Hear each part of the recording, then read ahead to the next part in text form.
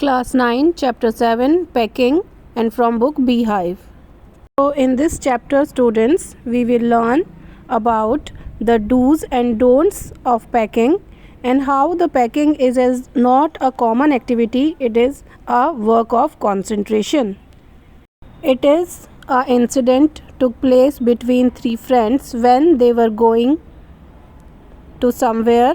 The narrator of the story, Jerome, was proud of his packing skills. He told his friends to leave the whole matter of packing on him.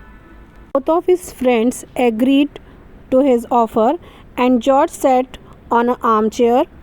Harris cocked his leg on the table and lit a cigar. But Jerome didn't mean that his friends will sit idly and he will do all the work. He wants to supervise the work of packing at that time.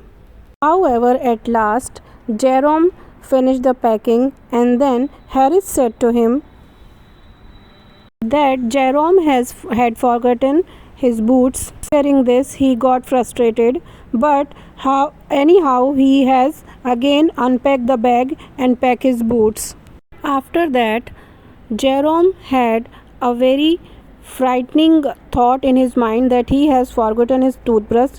So he searched his toothbrush and he didn't find anywhere. He found Harris also, George also, but he didn't find his bag. At last he found his toothbrush in his boot and packed the bag again.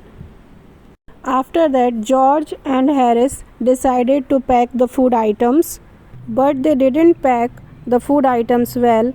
They packed the pie at the bottom and squashed the tomatoes, all the things they have mashed up, even the butter also. Meanwhile, the dog also came in that room and he scattered all the things here and there of packing. After all the problems, they have packed the bag and decided to wake up at early in the morning. So that was a short summary of our chapter packing. Hope you understand.